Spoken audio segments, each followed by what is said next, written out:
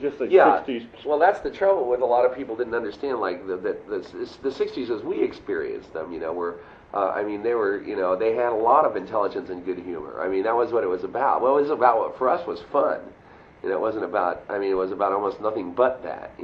And I mean fun with a capital F. I mean, really fun. The kind of fun that like.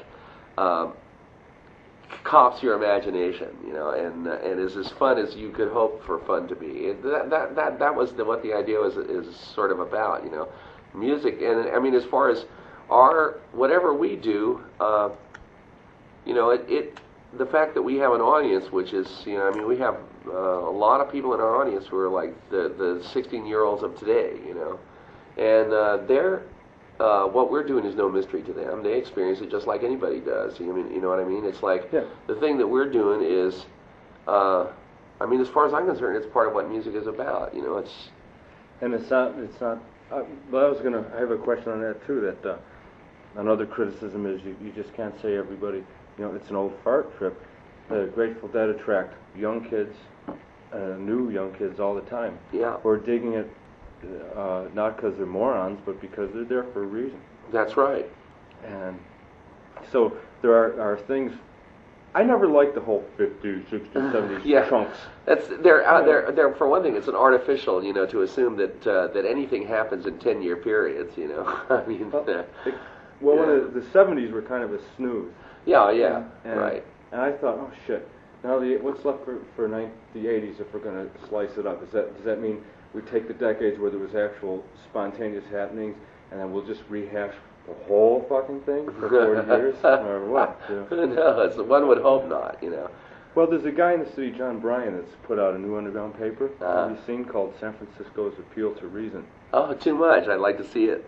Well, he's a really neat guy. That sounds good to me. Warren Hinkle did a story in the Chronicle on page 1. He said, "Oh, John Bryan never left the 60s. And I said, "Hey, John, you never left the 60s." He goes, "I never left 1776, and I never left 1812 either." Right on. I like that. That's good stuff. And what he wants to do is he had Country Joe write a story on how it feels to be a single parent, and Paul Kressner does a column and all that. And some people are saying, "Oh, Christ, he's trying to dredge up this old shit." But maybe to a teeny bit extent that's true, because they reviewed Sly playing and doing half-assed jobs. Right. And but what I think what could come of that is maybe what they're doing is saying, well, we'll take off where it left off when it was still good, and we'll try to build upon it there. And make the world better. For a lot of, I mean, as far as I'm concerned, we've continued, basically along the same path. I mean, for us, there hasn't been a break between the 60s and now. We've been living in the same. Our world has been the same world. Our reality, our continuity has been the same. You know what I mean? Pretty much. We know pretty much the same people, and the kind of things that happen to us, and the way things happen. It's well, we can't expect things to change with the new car model year. No, I mean, and one of the things that I mean, hopefully, one of the things that we've always been trying to get at was what it is that makes humans human. What is it? We're looking for things that hold up, that stand up, or anything like that. That's always been part of what we've been doing, really. One of the things that holds up is your music, obviously, and the jams and stuff that people like. Yeah. And well, what I was going to ask you is what else from that real creative weird period that has held up that's like still valid. Where I see, like I mentioned, intelligence and good sense of humor and fun and all that. Well, I mean, an awful lot of things have gone on to become like have grown up and left the house, so to speak. I mean, there were a lot of things that were ideas then and are realities now. I mean, all I would say that things like the preoccupation with physical health and that sort of stuff is all sort of rooted in the 60s. Holistic medicine, for example, you know what I mean? Oh yeah, I saw Rock's charts in the bathroom. Yeah. I'm taking a course on acupressure. Yeah, so all that kind of stuff. I mean, all those things are things that were being discussed and discovered and stuff like that. And the 60s was a period of furious synthesis, so to speak, and sort of psychedelic gathering of material. Babs said we won. Yeah, I believe that. I've always believed that. We won. I mean, the world is a different place than it was then. Yeah. It's considerably looser. America's certainly different. But then you got the dark side too with Reagan and oh yeah, big budgets. that nobody ever said that was going to go out of existence. You know, I mean, the world is still going along basically believing the same lame shit that it believed in the 50s and the 40s and the 30s and the 20s and whatever. You know, I mean, that's still where most of the energy is, and most people are still believing that bullshit, and most people are still going through relatively mechanical lives. You know, and as long as they do that, they're going to end up with things that are no more rewarding than that flat reality out there. You know what I mean? But that's their problem. You know, that isn't because of lack of alternatives or because there aren't other possibilities. But it has to do with really the breakout of the individual human. It doesn't have to do with structures and institutions and that crap. That stuff will always be that way. Bureaucracies will always be bureaucracies exactly the way they are. You know, that as long as you let things happen unconsciously like that and let reality cruise along that way by believing that sort of statistic consensus stuff out there, that it's going to be like Frankenstein's monster. It'll have a life of its own, and there'll seem to be nothing much you can do about it. But really, the only breakout of that is an indivial one. It's not something you can't free the people. You know what I mean? You can choose to suffer along with it, or choose not to. Right, exactly. That's it. You know. The first time I ever heard of Nam Myoho Renge Kyo was in a Crumb comic, Schumann the Human, where the guy was just making an ass of himself. Mr. Natural took his money for a hamburger. Yeah. And my girlfriend's into it. You know? Oh, right on. Yeah. And so I respect her. So I would.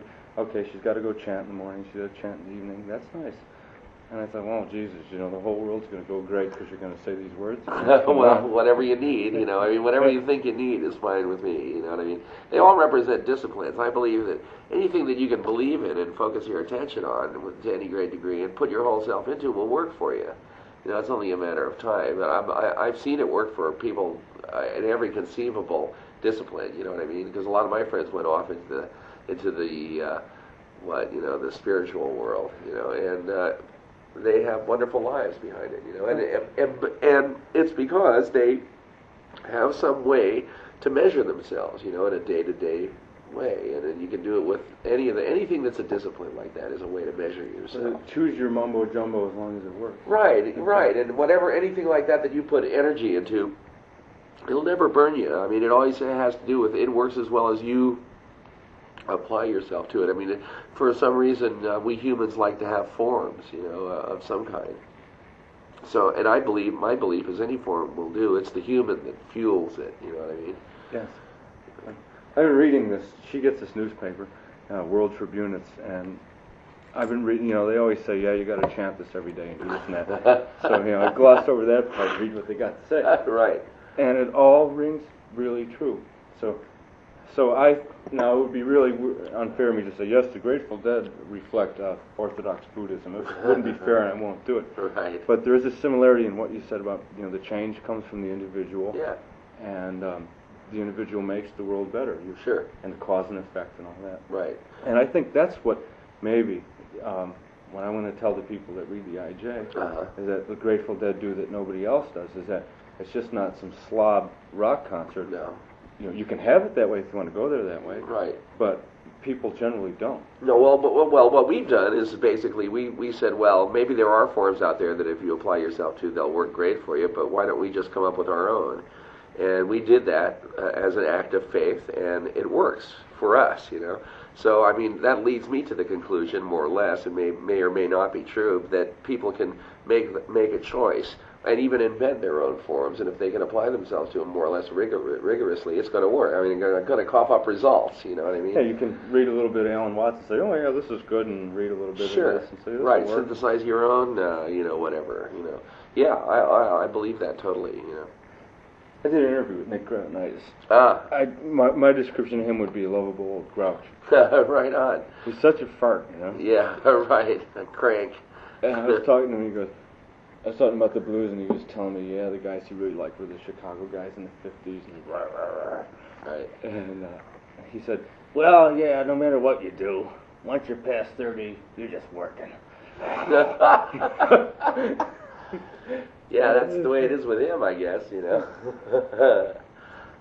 But for me, it's been like, I mean, you know, this whole life is like a breakout, you know. For me, this is like a pass, you know. It's like, suppose you had a life in which you could do whatever you thought would be the most fun to do. You know, that's what my life is like. You know, that's the way I feel about it. It's, you know, it's been an amazing. You having a ball? Oh yeah, shit, it couldn't be better. You know. So how about the times like, you know, nobody can have everything great all the time. Like, oh no. I read in an interview one time you got mad at Phil because you thought he was screwing up everything, but actually everybody who listened to it thought it was great. Yeah, you even know. I did when I heard it. It was great. We even used it on the record.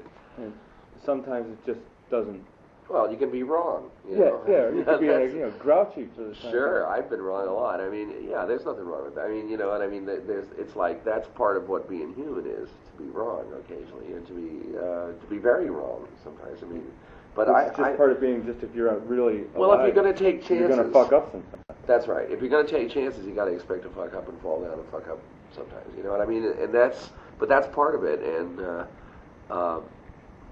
I don't know if I would appreciate the successes if it weren't for the failures also, you know what I mean? Any other form of life, sometimes it just doesn't work and you gotta just eat it, right? Or there's times when you have to work, I mean, there's times, yeah, but all that is part of what life is, what, you know, I mean, life is, part of what makes it enjoyable is whatever it happens that surprises you, and hopefully life has the capacity to surprise you, and all that, you know, I mean, that's what, say you were the supreme being and there was no real reason for you to manifest life in the universe except for it to have the ability to surprise and delight you, for it to be something out of your direct control and something which you couldn't have a whole lot of knowledge about, you know, and that you couldn't predict. That's what you'd want, you know, that's what I'd want at any rate, and that, you know, that's part of the reason for sticking around to see the whole show, kind of, you know, like what's going to happen next, you know, God, how weird can the world get, you know, it's,